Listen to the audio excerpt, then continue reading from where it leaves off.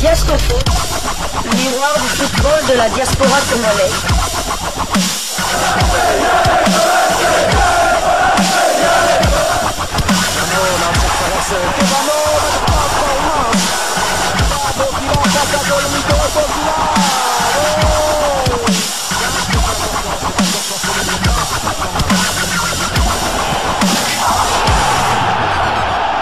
Diasco Foot, le miroir du football de la diaspora congolaise. Vous êtes sur Diasco Foot, le miroir du football de la diaspora congolaise. Diasco Foot vous dit bonjour, tout le plaisir est pour nous de vous retrouver, mais surtout de savoir que vous êtes nombreux en train de suivre votre chaîne YouTube dédiée uniquement aux footballeurs de la diaspora congolaise.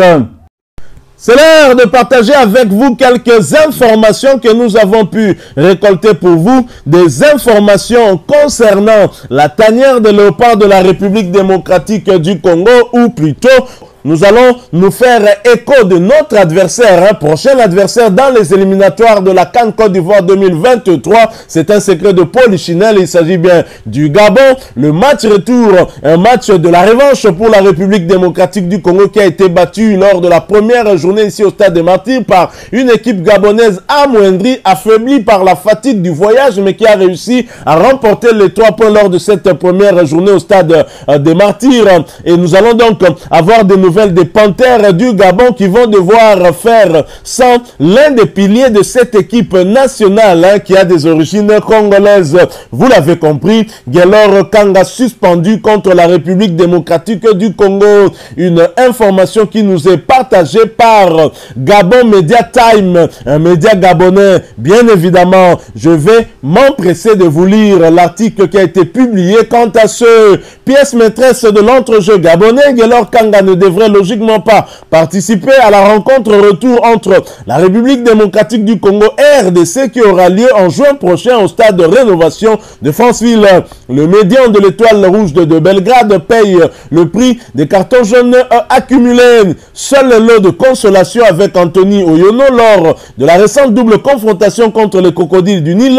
Guelor Kanga manquera à l'appel face au léopard de la République démocratique du Congo pour le premier match décisif de cette course à la qualification. La règle, comme il est affectueusement baptisé par le public, a accumulé des cartons jaunes, et ce, conformément à l'article 42.1 du règlement CAF qui dispose que pour la compétition de qualification du tournoi final, tout joueur est automatiquement suspendu pour le match suivant. Ainsi, l'ancien du CF Mounana a successivement été pénalisé le 8 juin 2023 contre la Mauritanie et le 27 mars dernier face au Soudan. Une information qui devrait pousser Patrice Neveu à revoir sa stratégie de jeu, sauf à acter le retour de Mario Lemina qui semble le seul capable de pallier son absence. Notons que lors de cette 5e journée de qualification pour la Coupe d'Afrique des Nations CAN 2023, les Panthères du Gabon pourraient arracher un ticket direct pour la phase finale. Voilà donc cet article du Gabon Media Time, un média gabonais qui nous informe de la suspension de Guelor Kanga qui est un pilier dans l'entrejeu de cette équipe gabonaise. Guelor Kanga qui était en tout cas l'objet d'une dispute entre la Fédération congolaise de football association FECOFA et la Fédération gabonaise de football FEGAFOOT. La FECOFA avait accusé Guelor Kanga d'avoir usurpé sa nationalité et d'avoir utilisé une double nationalité sans pouvoir suivre la procédure de changement de nationalité, chose qui avait été balayée par la FEGAFOOT et qui avait eu gain de cause du côté de la Confédération africaine de football. Et comme pour nous punir davantage, Guelor Kanga était parmi les artisans de la victoire gabonaise lors de cette première journée ici à Kinshasa au stade des Martyrs. Une courte victoire, mais victoire importante tout de même. Sachez que le Gabon est un adversaire difficile à croquer pour le léopard. Lors de notre 3 dernières confrontations, nous n'avons pas réussi à arracher 3 points face à cette équipe gabonaise. À 2 reprises que nous les avons affrontés ici, nous n'avons pu gagner qu'un seul point. Un match nul, c'était lors des éliminatoires, la première journée également des éliminatoires de la CAN Cameroun 2021. 0 but partout au stade des Martyrs. Et lors de la première journée de cette phase des éliminatoires de la CAN Côte d'Ivoire 2023, 1-0 en faveur du Gabon ici à Kinshasa. Et lors du match retour de cette phase des éliminatoires de la CAN Cameroun 2021 à Franceville, on a été battu sur le score de 3-0. Est-ce que le même démon qui suivent la République démocratique du Congo face au Gabon seront bien présents encore à Franceville autour du 12 juin, à moins que la date soit modifiée? Est-ce que la République démocratique du Congo, qui est dos au mur, qui n'a pas d'autre choix que de gagner, parce que même un match nul compromettrait en tout cas sérieusement nos chances, puisque nous n'aurons plus notre destin en main, il nous faudra attendre le résultat entre la Mauritanie et le Soudan. Donc là, on a encore notre destin en main. Il suffira de gagner le match contre le Gabon, ensuite espérer aussi battre le Soudan ici à Kinshasa ou à Lubumbashi pour arracher l'une des deux places qualificatives pour cette CAN Côte d'Ivoire 2023. Alors que pour les Gabonais, certes, ils peuvent se qualifier aussi une fois une victoire obtenue, arrachée face à la RDC, mais le Gabon, même si le Gabon perdait, le Gabon ne serait pas éliminé, serait encore en course pour cette qualification. Et donc, ce sera la République démocratique du Congo très clairement qui aura un peu plus de pression que le Gabon. Mais le fait que Guelor Kanga soit absent, ça peut être une bonne chose. Mais je pense que les Gabonais ont beaucoup de qualités dans leur équipe et trouveront certainement des solutions pour remplacer Guelor Kanga. À nous de nous montrer beaucoup plus sérieux. J'espère que Sébastien Desabre trouvera la formule, une formule que n'aura pas trouvé ni Christian Tengi Bembe,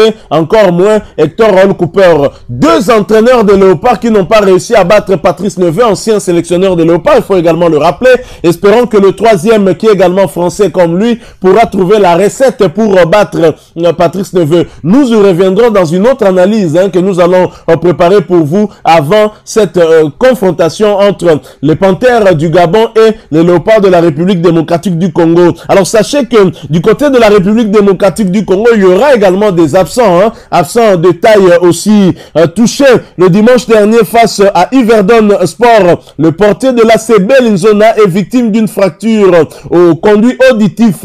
Il sera éloigné du terrain pendant plusieurs semaines. La saison est donc terminée pour lui, mais de toute façon, il était suspendu pour le prochain match de Léopard pour cumul de cartons jaunes et sera sans doute remplacé soit par Lionel Passinzaou, soit par Asiadi Badjo, le gardien du tout-puissant Mazembe Anglebert, qui sont respectivement les remplaçants numéro 1 et numéro 2 des Léopards. Rappelons tout de même qu'après 4 journées, les Léopards occupent la dernière place du groupe I avec 4 points derrière les Panthères du Gabon, les Crocodiles du Nil du Soudan ainsi que le Mourabitoun mauritanien qui comptent respectivement 7, 6 et 5 points. La République démocratique du Congo fermant la marche avec 4 points. C'est dire que dans ce groupe, toutes les nations peuvent prétendre à une qualification. Alors, bouclons ces quelques informations que nous avons pour la tanière de Léopard pour parler de la Fédération congolaise de football association.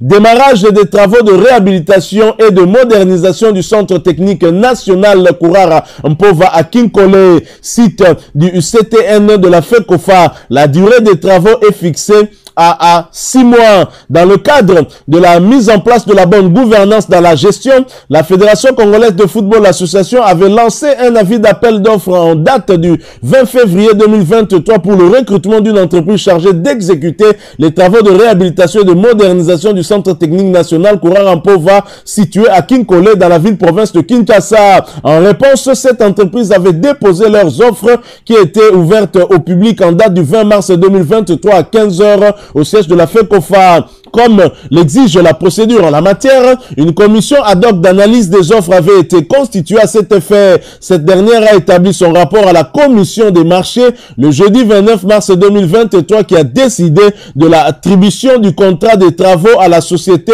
Safrigec Hydro Sarl. L'offre de cette dernière a été jugée substantiellement conforme au dossier d'appel d'offres DAO et la moins chère. À la suite, la FECOFA a signé le contrat des travaux de réhabilitation réhabilitation et de construction des bâtiments dont le démarrage des travaux était fixé pour le jeudi 20 avril 2023 à 10 h à Kinkole au site du Centre technique national de la FECOFA. Je propose d'ailleurs de revenir sur les images de démarrage de ces travaux qui ont eu hier jeudi 20 avril suivant. Nous nous retrouvons tout de suite après pour la conclusion.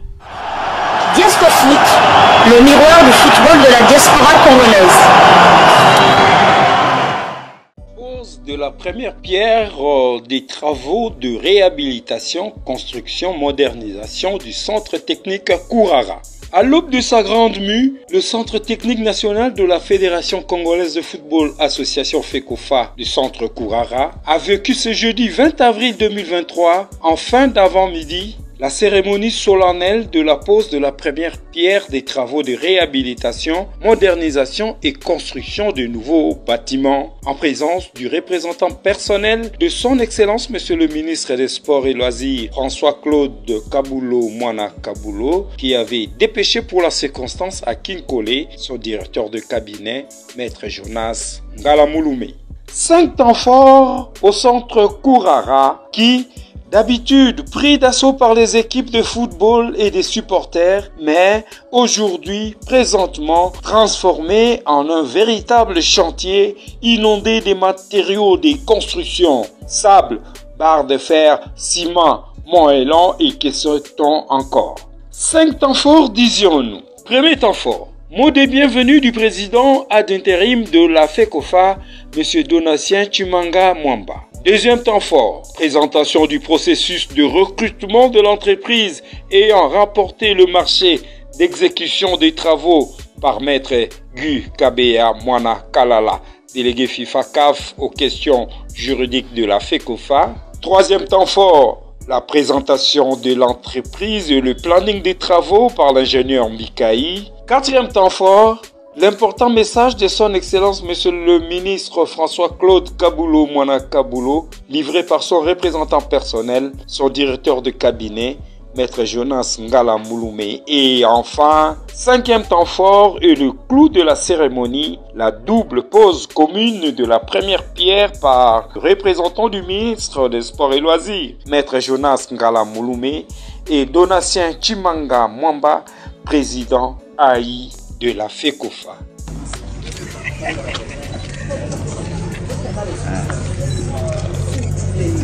On finalise. Ça, c'est un plus lui-même.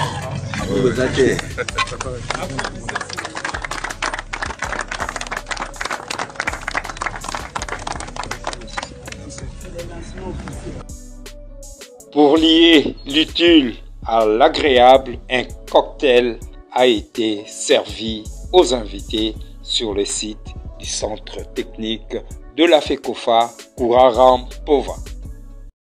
Voilà, nous sommes arrivés à la fin de ce sujet. Si vous l'avez aimé, n'hésitez pas à nous laisser un maximum de j'aime. N'hésitez pas non plus à partager avec nous votre opinion. Si vous en avez une par rapport au sujet que nous venons de vous proposer, laissez-la nous à travers un commentaire. Abonnez-vous si vous êtes nouveau ou ancien que vous ne vous êtes pas encore abonné sur cette chaîne Diasco Foot, parce que nous sommes le miroir du football de la diaspora congolaise.